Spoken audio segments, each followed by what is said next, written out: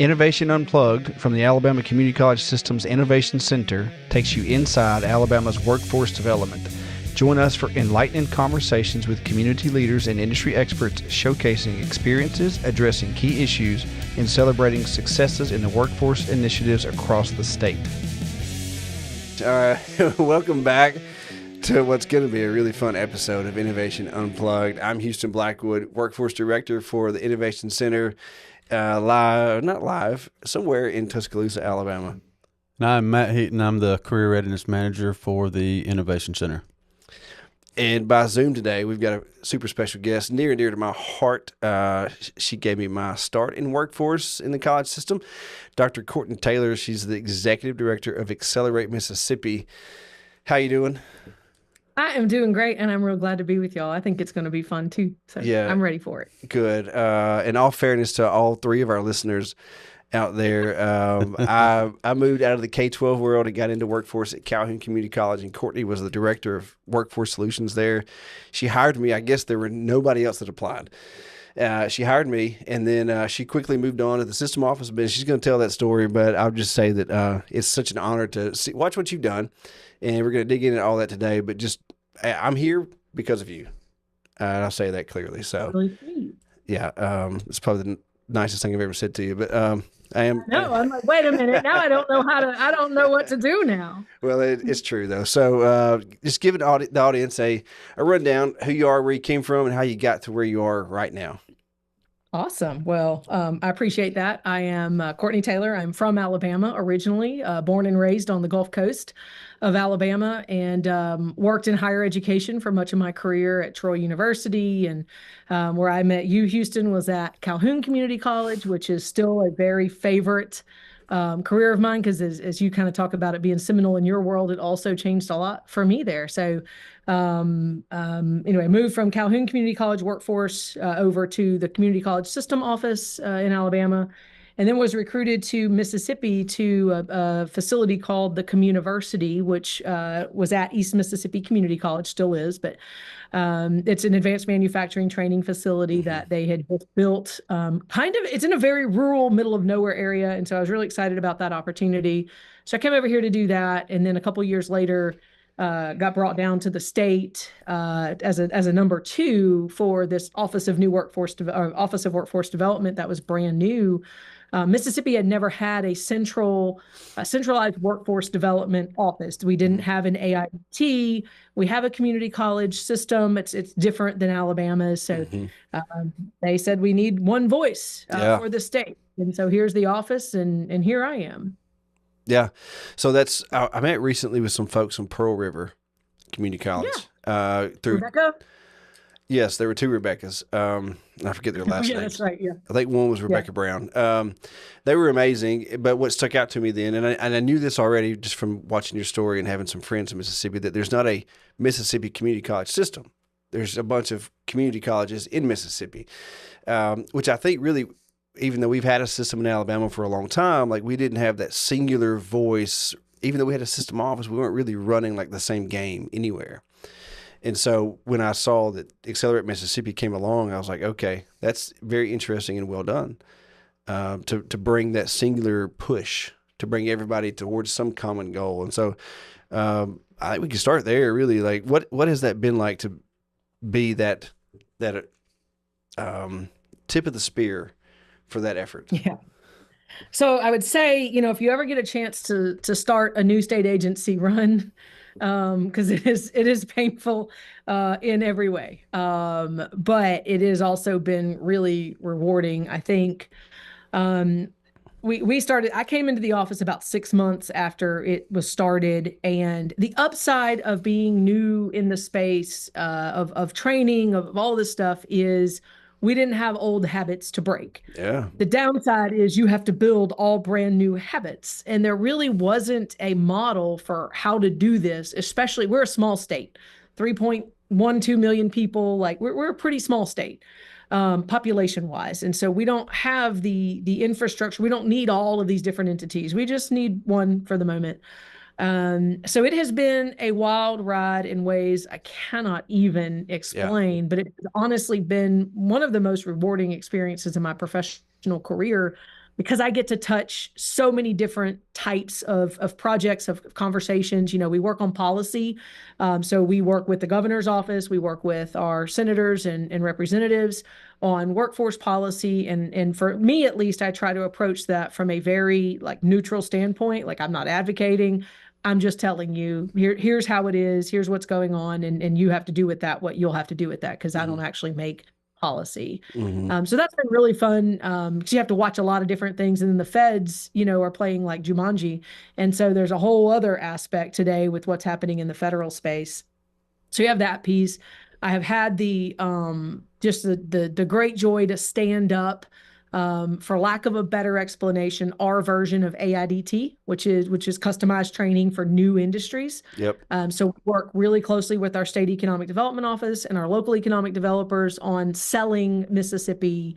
And my job, frankly, there, and my staff, I have, there's a whole team over there, but Trey Smith runs that for me, and you and him actually remind me of each other sometimes, but he runs that organization, and our job really is to sit in a meeting with a prospective company and say, we'll do that for you. Yeah. We will make sure that on day one you have your people, and how we do that is fortunately up to us. And so we'll work through our community colleges, we'll work through private training providers, depends on the situation. So that's kind of two segments. And then we have another segment that is our career coaches. We have career coaches in almost every high school in Mississippi, and almost everyone that has requested one. We have a couple of nonprofits that operate some career coaches. So we have that program going on. Really proud of that program. We are in constant kind of iterations with that work to make sure we are engaging and exposing students to careers that they may not see on their own. And so that's a big effort that we have going. And then we have some funding that we offer to our businesses, to our community colleges, IHLs, just for training, workforce training, which we define very broadly. It's not non-credit. It's not necessarily short-term. It just depends on what the priority needs are. And so we've set that up. We had nothing. Like, we literally started with nothing. My predecessor, Ryan Miller, he started with an office in a government building, and then, everybody has had to kind of build it from there. So that has been really rewarding and also really, really difficult. But, I used to say, and actually a friend of mine in Alabama had the statement when I worked for the system office, that I woke up every day looking for a fight, and I would die on any hill that I chose to die on. Yeah. And he wasn't wrong, but now it's like, I don't look for a fight anymore, because I wake up every day and it's in my phone before 6:30, But anyway, so that's kind of a high level overview. Yeah, there's always something coming to you, that a fire to put out for sure. What did you take from Alabama? Like, the things you learned, not necessarily a process, but like just the hey, you know what? I'm going to never do that again, or I'm going to do that every time. What did you take over from what you learned here?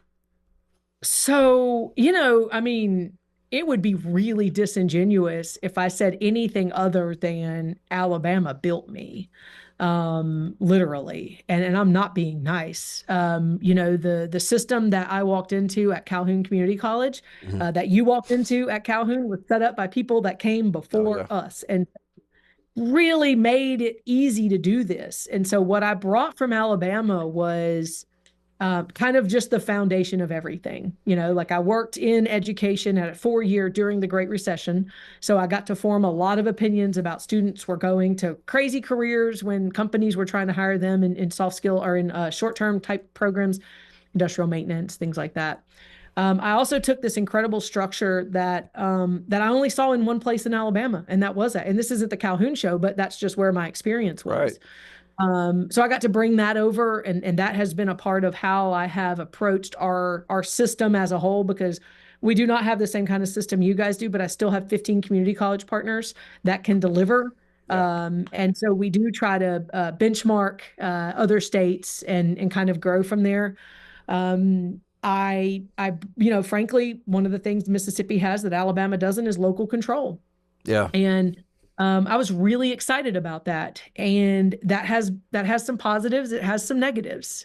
So there are benefits to that, but not as many as I thought, just because of how humans choose to interact with it. It's like, you have all the authority, use it. Yeah. And I would say that a lot of times people don't use it, but I also think they didn't you don't know another way. Like you don't know there's a world where you could have to go to Jackson, Mississippi to get anything you want done. And so I kind of have brought that with me, that like this, let's protect this little baby called local control. Mm-hmm. And I'm not talking about education. I'm talking about government in general.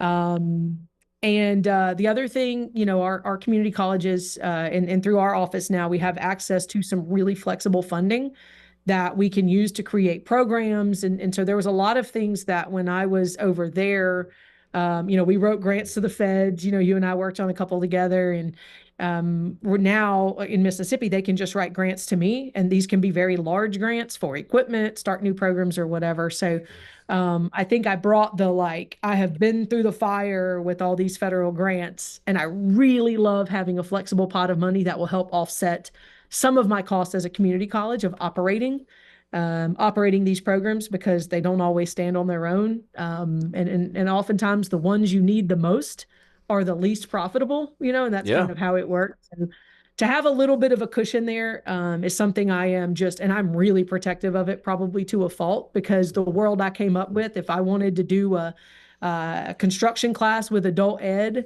then adult ed had to pay for it, and they were limited with what they were. I mean, you remember the days, right? And so I don't know how it is now, but I know that that's what it is. And then I think, just really across the board, I think there's just a deep respect for the profession, but also an intense lack of knowledge about what it is. And so working across 2 states has kind of helped me see like what's personality, what's system, and what's just kind of life. And that we are very similar in a lot of ways. And we also do have very different personalities in our culture. So I don't know. I mean, I think it's kind of there's a lot of differences, but there's a lot of similarities. Like we won't tell the world, but there's a lot of similarities between our 2 states. Mm-hmm. And the states don't like to admit that. No. We're very different. I'm like, we're mirror images of each other. Like Quite exactly. Yes. It's different. Did you know that just today, adult ed was placed under workforce development in the system office? As of a memo today, yeah. So David Walters is the interim president at Ingram State. Yes. And so he's focusing entirely on that. So they moved just through a memo today, and I don't know the backstory, but it happened today.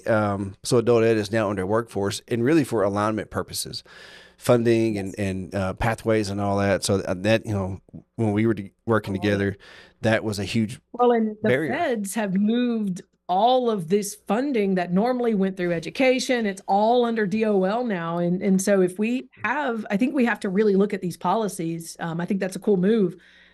If you're not just educating people to educate them at this point. Like everything the Feds are saying is you got to educate them to send them to work. Mm-hmm. So we can educate them for the sake of it, but you also got to have this other piece of it. And I think they're serious about that. So that seems like a serious move to me. I'm sure it's not going to be without its challenges, but I'm sure it's probably trying to look at the world and respond to it. Well, for us, it's a streamline. I think it cuts out a lot of barriers, a lot of historical. Hey, we've always done it this way. We've always had our process. Now you've got to work together. It's going to be really good. Barry May. I'll tell you what I got in trouble for. We'll start. I got in trouble for something that I want to tell you about. Okay. Talking about adults. Because I used to do podcast episodes on my own, and I don't do it anymore. Right this moment anyway. Scratching the surface.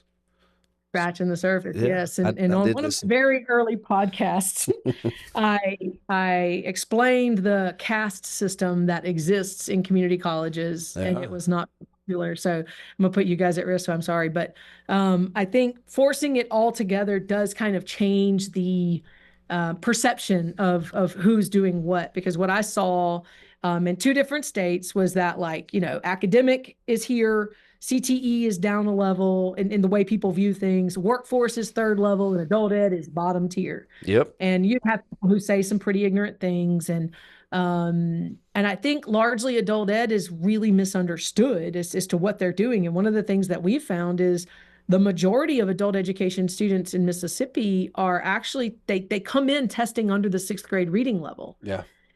And so there's a lot of work to be done to acknowledge it. And so I think my point of all that is to say, I think putting it together does start removing some of those boundaries, to your point, and some of the silos and the egos maybe, and like, hey, y'all actually need to be doing this together. I love it. Yeah. What's the work you guys are doing with the K-12? You said you had career coaches in every high school in Mississippi, exposing them to careers, and that's something that's in Matt's world. I'm kind of leaning to him on this segment, but what are y'all doing with that? So we have a couple of different things. So the first step for us was really just getting our coaches report to, so we run the grant, but we run it through nonprofits, community nonprofits. So we have a lot of local ownership of our career coach program, which has its challenges, but it also, I think, has been wildly, at least, in the hearts and minds of the people, very successful because they touch it, they feel it, they understand it. It's not I'm a statewide entity, right? So it's not some Accelerate Mississippi thing. It's their local neighbors. It's their local whatever. Right. So really proud of that work. I think a lot of what they have been doing is just serving as an additional guidepost for students who are just absolutely lost and need help. Backstopping, counselors are super busy, as you well know. They got a lot going on. And so trying to help, kind of hold the hands of these students and get them through. Again, really proud of that. There's effort. There's things that we want to do a little bit differently. As we move forward, we want to focus on some of our, what we call priority occupations, things that we have gaps in that we need to close the gaps on. Everything from heavy equipment operator to EMTs, even to teachers and doctors, so it's just trying to say, like, yes, you have all these options. Let me make sure you know about a few that you may not know about. And let's go from there. As part of that, we also were given, no, not as part of that, but at the same time, we were given a K-12 equipment grant program. So we do fund equipment for K-12 and have worked to try to make sure that we're only funding priority things, that what we are offering, what we are funding for K-12 actually in some way aligns to either directly to a job or to the secondary world, which is a lot harder than it seems. Oh gosh. In some cases. And we have even started over the last 2 years doing this more, but still not enough, of just teaching directly to high schools workforce classes. Which you guys are doing that with your Skills for Success. But one thing we found is, like, we would wait until kids graduated from high school. They don't have transportation. They don't have support. And then we're like, now you need to go to a workforce class. And it's like, Billy didn't change in 2 weeks what he needed to do. So why didn't we just help Billy when he was in high school? Because the funding allows it. And I think a lot of it, I know a lot of it, why we didn't allow it, at least at the beginning when we got that fund, was just pure ignorance. I did not come from K-12. I don't know about K-12. And so there was a lot of concern that we would be double dipping or doing whatever. And so I've gotten a lot more comfortable today with some things. I have gotten very comfortable with the fact, and the very simple fact to me is that under its current structure as a state and a nation, I don't believe formal career technical education can solve the gap that we have in the occupations that we have gaps in. I think it can do some of it. It's not going to do it alone. It takes industry, it takes some non-credit stuff. And so that's how we're like, you know what? We have these CTE programs in high schools. They are seat limited. The reality is a lot of our kids don't wake up until their junior or senior year when they're like, oh, wait, I have to actually do something in a couple of years. So we've tried to come in with some of our funding. And our Department of Education has gotten a new course code started for different reasons, but it actually works well with this. And I think this one came out of do you remember the plumbing program that you ran over at one of the high schools in Huntsville, Houston? Yeah, sure do. Because we struggled with that stupid plumbing grant. And I remember that. And it's like, well, we did that then. Why can't we do that over here? And so that's what we're trying. Those kinds of things is we're not trying to make a plumber out of anybody, but if we can give them some basic skills while they're in high school, that either in the summer or when they graduate, they can go get one of these entry-level jobs as they try to figure themselves out, then that's what we want to do.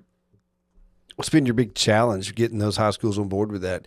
Specifically the CTE directors and teachers who think they have got it all figured out. And I say that because it's the way they've always done it. They've always had the lay of the land and they've ruled it. What's been your biggest challenge in getting them on board with these new ideas? I've not even tried to get them on board. So Okay. I don't need them. And that is a very aggressive statement to make. And I've had to make it too, even with community colleges. I want to use you and I want to partner with you, but I don't have to. And so that actually has helped a lot just in the reality that, yes, you have first option, but if your answer is no, it's going to happen. Yep. Either it's going to happen with you as a partner or without you as a partner. But we both know the end result is you're going to eventually be a partner. So come on over now. That's the aggressive side of it. But the other side of it is we just work with the institutions, the high schools, whomever, who also agree that these are problems that need to be solved. So we don't try to do it for everybody. If we have 3 schools that are interested, then those are the ones that we work with. Okay. We also lean really heavy on our industry partners. And so there's a lot of this that our industry partners are driving. And once they come to the table, the whole world change. Yeah, And so absolutely. then we have our career coaches that have just such great relationships in the schools that they can help navigate some of this for us also. So it really is just a community project. There's not a ton of it going on yet. Like we're still trying to build it out. We are absolutely starting with the schools who have the leadership. And that doesn't mean the superintendent. That doesn't even mean the principal. It means somebody in the school wants to champion this and provide this as an opportunity. That's where we're going. So it sounds like you're offering this training in a space that is not necessarily in the K-12 schedule. Correct. It's not on the block. It's not on the peer schedule. It's and it's not even Doesn't have to be. Doesn't have to be. It's not even in their building at first. It's just at a industry supported, community supported site. And you say, hey, we've got this class. Here's the time it's going to meet. Send your people if you want to. And That's the goal. So yep. We're not fully there on all of that, but yeah. And it can be at the local community college also. Yeah. Sometimes what we have found is the school has the equipment. Yeah. They have what they need, but maybe they don't have an instructor or whatever. So it's like, well, okay, we'll just send this other instructor over there and let's run it as a workforce class. Mm-hmm. But we still try to leave the locals with the kind of the ability to drive that. But the other thing that you just hit on, Houston, is we have a capacity issue. Because of how we, and this is the game every instructor plays, is like, oh my, we are busy all day, every day. No, you're not. Your class empties out at 1:00. Leave me alone. Like go sit down somewhere. So it's like, just let me have it for the 2 hours. You don't have somebody else in there, and so trying to get through all of that kind of stuff. We do have capacity challenges, and some of them are just in how we choose to utilize our spaces. And so trying to come to that, and it's like, either we use your space or we go use this other one. You get to choose. And if you don't want us in space, fine, but it's still happening. So you have created, like I've written tons of questions just in this realm down on my paper, but back to the funding and the career coaches, is that State Department of Education funding, or is your organization funding those career coaches? We get a separate bucket for career coaches from the State General Fund. Department of Education is now a partner with us in this, but it is not their money and they don't run it. So the career coaches never do bus duty. They're not supposed to be teachers in any way, shape, or form. They are serving this role and they don't get pulled into the normal. I mean, y'all been in K-12. Like the goal in keeping it separate with these nonprofits is that they don't end up in those roles. Right. I thought that's where that statement was going, but I like that train of thought and I have no idea that our funding could ever go to that. But if the career coaches were placed in the high school realm, but had that community college system industry connection to know what those workforce gaps were, not that our career coaches in Alabama don't know that, but they're reporting to their K-12 employees. Yeah, they're reporting to the State Department of Education, and there's tons of things there that they're responsible for. When in our state, the community college system as a whole is kind of that breadbasket for workforce connection. So I like the train of thought behind that. I just wanted to follow up with that question. Yeah, we did that very intentionally and again, it's a brand new program. There was no previous statewide structure. So it's very easy when you're setting up something new to be like, this is how we should do it. We had some missteps in there. So don't let me tell you everything was rosy. We hired, the majority of the original coaches were previous school teachers. So they knew how to navigate the school. Otherwise, I don't think we would have gotten that program off the ground. We got it off the ground in 3 months. Oh, wow. But that's because it was distributed, because we had all these local partners who were doing the actual heavy work. And I still think, like, there's things I would do different today, knowing what we know now, but I still would do it the way it's done. Because it also gets a lot of community buy-in, and it's not just seen as a person sitting over there and, advising students. I mean, they are doing industry tours. They are a lot of an external connection in our local workforce development. We have 4 local workforce development areas.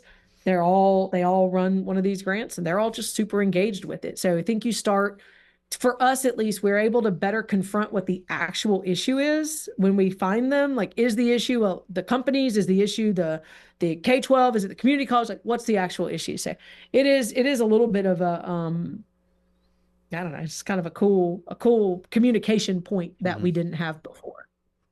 So out of the 15 community colleges you have and the funding for those high school career coaches, are those strategically placed and connected with certain community colleges, or is that just on each career coach to kind of connect with whatever's in their community?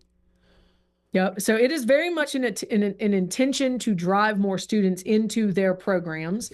How they interact is really depending on the culture of the region.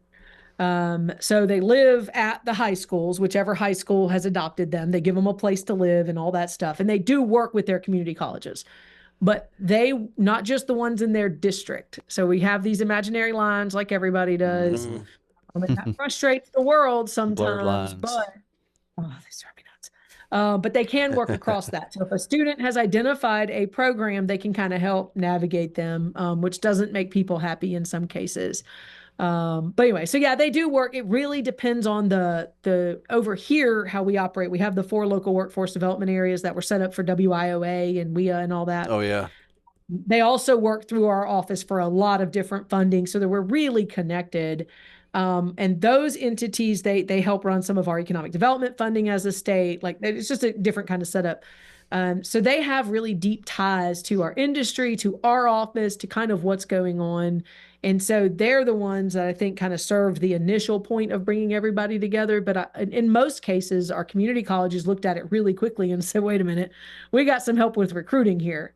Let's double down and let's make sure, that we expose them. So anyway, they're not assigned, they're not whatever, but they do have their local colleges that they just naturally work with. Yeah, that's still the thing here. Those boundary service regions. I get in trouble all the time. I get it because especially in Mississippi, our counties fund a good portion of what our local community colleges do. So, like, okay, you got to dance with the one who brung you, right? Sure. Like, okay, I get it. Not hating it, but also when it comes to workforce, let's train them where they live so that they can drive when they need to go to work. And that's kind of how we approach it. Yeah, we talked with Audrey Webb about that earlier in a previous episode about training folks well enough so they'll stay in their area, and spend their money, whatever they earn.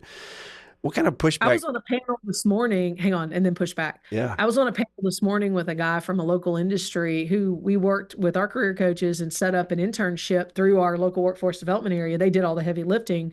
But what he said was, what we realized was that kids in our own region, they're the only big employer there, had no idea they were there. Yep. And so they've had to really double down on that. So, okay, push back. Let's go. Well, that's a whole other topic is, what's behind that fence over there? What is that building really doing? Mm-hmm. And the kids don't know that they're making $25 an hour and they're starting out. And what do their websites tell you about what they do? It's like, here's the widget we make. And it's like, that tells me nothing. Yeah. So the benefits, the wages and the bennies. I forget who coined that term. I saw it the other day on social media. I was like, bennies? What is he talking about? Is that a sandwich? No, it's like, benefits, dummy. All right, what kind of feedback and pushback have you had from decision makers, leaders, lawmakers, whoever, about the time you spend in K-12? The time I spend, or? Well, the time, all of your collective efforts with high school kids. So, I had pushed back myself when we started the office because all of the attention was on the career coaches. And I'm I'm like, wait a minute, we have all of these other, I didn't run that program, so I didn't really know a lot about it because I was the director. I think the pushback hasn't been from the time or doing it. The pushback has been, the whole saying, if you want to go far, go alone, or if you want to go fast, go alone. If you want to go far, go together. There have been times as an office where we have just had to go fast. Yeah. And we didn't have time to slow down to bring people along. You either got it or you didn't. You were either part of it or you weren't. So I think the pushback, and rightfully so, was like, wait a minute, you're doing this without us. I mean, like, we did this whole program, and I don't know how much we actually talked formally to the Department of Education. It's just, we got coaches, we're going. Now, if you're not careful, that can be seen as a slight to like, well, why didn't the Department of Education get this funding? It really was not about them at all. It was about making sure we protect this program and that the community is involved. Now, the reality is it's just kind of the nature of the beast with education. So I think most of the pushback that we have had, I would say it's probably somewhat deserved and somewhat just don't know. I think our community colleges got, I don't think I know, a little ruffled in the beginning because the workforce people had never been told to go work with high schools. They had never been, like, they had been excluded specifically, is that you start at 18 after they have a high school diploma. And I'm like, or not. Or not. Yeah. And I had this really fun thing where sometimes I'm like, like, humans made all this. We can just unmake it. Like, all these rules that we depend on, we literally made. So let's just make new ones. So there's some frustration there, and it is different. It is different. It's a different mindset. It's a different population. If you go to serving 35 and 40-year-olds to a bunch of 16-year-olds, like, it is different. So I'd say we had some pushback there. And again, the way we've chosen to handle it is if you're trying to do what we have identified, or you are communicating with us things that you have identified and you're an active participant, we're going to work with you all day long. And we may not, I'm not saying we're going to like agree, but we will at least hear you out and see kind of if we can meet in the middle. But if you're not doing those things, if you're not at the table, regardless of what your organization structure is, we're not worried about you. So you can throw rocks all you want. So does your state's workforce participation rate kind of mimic our state as far as the age group where We're probably biggest a gap? little bit lower than you guys. But to that point in Houston's question, this 18 to 24 gap, to where if you've got that ability to reach them earlier, can they become a full-time employee yet? No, but are we doing away with some of that 18 to 21 gap to where they figure out what in the world they want to do with their life to increase that percentage a few years quicker? Yeah, we tackle it 16 and above. So we have a program out there called Reconnect, where we fund stipends, training stipends for people to come into some of our training programs. And we have just categorized it because, look, the feds do this whole in school, out of school, 18 to 24, 16. I don't care. Yeah. Mm-hmm. They are 16 years old. And I don't even we don't even look at their socioeconomic status and how much money their parents make, because I don't care. If they want to go to work, if they're interested in trying to figure life out, we want to try to support them. And I think that is something we can do. Totally understand why the feds do it the way they do it. We don't have to, though. But that also has caused some issues because people they know what they know. And it's like, oh, well, we can't do that. I'm like, yeah, you can. I wrote the rules. Like, I know you can. I'm like, I promise you can do this. But I think like tackling the labor force participation rate after they graduate from high school is so expensive. Like, it is the most expensive thing you can do. So it's like, why not just catch them while we have them, and try to influence those numbers? Captive so audience is what we always say. Yeah, they've got food, they've got transportation to get there. It's like, let's not make this harder than it has to be. Oh gosh, yes. And we started some of our courses. We allowed 14-year-olds in, like food and beverage and hotel ops, like things where they could actually probably get that job if they could get there. Yeah. And then, gosh, it went kinetic, and we really ran into a what I call maximizing our budget issue, because we had so many kids collectively with the business industry and CDL. So we had to dial it back to 16-year-old, which I thought really fit because, heck, if they could drive, they're more likely to get a job than a Yep. 14 or If 15 you year can old. physically get yourself to work in a vehicle, if it's available, Yeah. you are way more employable than a 14-year-old. Well, and I think that the online tool that you guys have, the Skills for Success, I don't know the right word, platform. Yeah. I think having the ability for them, even just to plink around inside some of these programs, to just experience them, even if they don't go into the labs and go forward with it, is Right. kind of a deep exposure than what you would get in a formal education. So I do agree with like, I like that part of it, that they can. Now it's also, you have to explain why students aren't necessarily going to the next level, but I would rather them do it online on their own than have to go sit in a class and take a seat and then like, I don't want to do this at all, you know. Yeah. Well, I was pre-vet and I knew when I went to college I had a weak stomach, Yeah. and Yeah. nobody was like, "Hey, Courtney, you shouldn't do that because you have a weak stomach." They were just like, "Enjoy." yeah, I find you're so smart. You love animals. Gosh, that's yeah, agreed. So we made that pivot. When you say you have these programs for 16 to 24-year-olds, describe for our audience, all three of them, what your training program looks like. What does Accelerate Mississippi do? Because I think our audience is pretty well familiar with Skills for Success and, the theory, then the lab, then employment, or on to higher ed. What does Accelerate Mississippi's training look like? Okay, so that's a very simple question. To date, we do not offer our own training ourselves. Sure. We are stood up as a training entity, and I will train if I have to. But so far, we have been able to work with willing partners for them to do the training. Okay. But what does that look like for us? Like I mentioned, this Reconnect program, we provide funding, and we try to put the funding in a box that based on some kind of internal policy says, like my governor, Governor Reeves's direction to my board. So it's important for y'all to know, I work directly for a board of private business and industry. So I have 5 bosses. I have 31 total bosses. Oh, wow. But I have 5 on an executive committee that are all appointed by the governor and the lieutenant governor, 3 by the governor, 2 on the lieutenant governor. And so there's a little bit of there's ownership shared here a little bit for the office.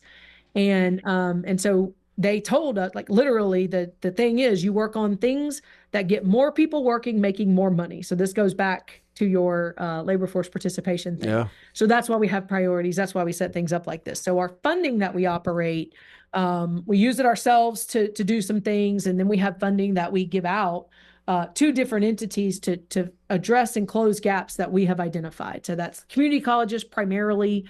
We have a couple of university entities that do this. The programs look like whatever they need to look like in the community. None of them are, but they all kind of serve that need. We have an ag pilot program in the Delta.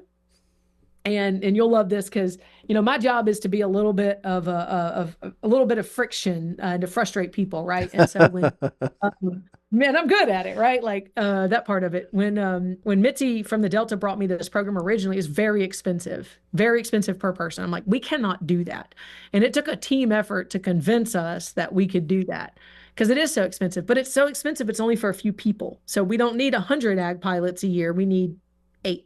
So 8 or 10. So it's a much smaller deal. So we have that kind of program over there. And then you go down to Pearl River, and they have a whole slew of industrial maintenance, electrical type programs for existing industry. They have a trailer that they purchased with some funding that we gave them, that they literally take out and park on company spots, and they do upskilling for them. And so, you think back to our time in that little building at Calhoun. Yeah. They had a mobile unit. Like, I would have given a lot at that time. I didn't even know that was like a possibility, So they get to take it out to business and industry and drop it off and leave it, and go from there. And then we have, we've got programs up with Amplify, which is a battery manufacturer that's new up in North Mississippi. And we've worked with 2 universities and the community college there to get training as the company needed it. And it really became in theory, who the best person to give it is, but it's who can do it right now in the time frame that the company wants. So it really varies by region. We are setting up a training center here in Jackson because we have a capacity issue here. We have a ton of construction going on, and we don't have enough people who are being trained for construction. And our colleges are really limited on space. Yeah. Not a lot of money in it. So there's not a lot of reason to run in and stand up all these new programs. So we're going to buy down the risk, and we have a community college partner. We have an organization called Build Mississippi. Yep. They're going to go work with us along with the local planning and development district. So I give you those examples because it is just so very different in every region of the state, and that's what's really fun about it. Is because we have those locals, the local workforce development areas, to kind of help. We guide them, they guide us. It's kind of a give and take. I think it's got the flavor for whatever it has to have. Courtney, tell us what would have been your best wins that you could translate to another state on your east or north or south that would help them do this same thing. So I think that my best wins would be having flexible funding available to an organization, which means you have to have as much transparency. Like I default to transparency just as a natural deal, but I am bluntly and plainly honest about what's going on. And that's my response to how I try to protect this money. So I think having a flexible pot of money that can just solve the problems at hand, and the tolerance, because I work for private industry, that occasionally you're going to invest in something that doesn't work out. Yep. Shut it off and move on to the next thing as fast as possible. Don't drag it out, right? Like just move on. And so I think that is in there. I think the career coach is a massive win. Yeah. For the state, and it is not perfect. Like we still have plenty of work to do to mature that program. I think personally, for me, and we haven't talked a lot about it, and I don't really want to get into a lot of the details, but I get to work directly with the governor's office, directly with our legislators, and having being in the middle of that as I'm a subject matter expert in workforce. I am not a subject matter expert in politics. And so having my board to kind of help guide me and make sure I don't step in it. Yeah. And I have stepped in it a couple times because it's not my natural state, but they have learned over time that I'm not playing politics with you. Like, here's the way I see it. Here's what's going on. That has been probably some of the most rewarding work that I never anticipated. Mm-hmm. And if you had told me 3 years ago that I was going to be doing this work, I'd have said, you are crazy. I can't do that. That's not my specialty. And so that has just been really, really rewarding. And I think it cuts out a lot of the noise. Yeah. Because it's not about funding formulas. It's not about all of this noise. It's like, here's the problem. Here's some things we need to look at now. Legislature, y'all go figure out what you want to do. Or governor, like y'all figure out how you want to handle this. Here's our recommendation. That has just been insanely rewarding. Yeah, I can imagine from their perspective, they'll probably never admit it, legislators anywhere, but your energy and your raw transparency, it's like a fresh voice from like, okay, well, that made a lot of sense. Thank you for saying it that way. And whether they liked it or not, the way they heard it, or they received it, the truth of it is sometimes those old historical policies just don't work. And it takes a new idea. And like they know, like, don't ask Courtney a question if you don't want the answer. Exactly. Well, I think that's a good place to be. Yeah. Well, final thoughts, Courtney. I appreciate your time, and an hour out of your days is worth its weight in gold, or maybe titanium these days, politically, economically. But what final thoughts to the audience out there? What if you wanted one takeaway to anyone who hears this episode? What do they need to know about you and Accelerate Mississippi? Well, I think I'm going to make this actually about both of our states. I think, we have some efforts going on the coast for shipbuilding. Yep. With Jennifer Hall and that bunch down there. And we compete against each other for economic development projects, right? But that's it.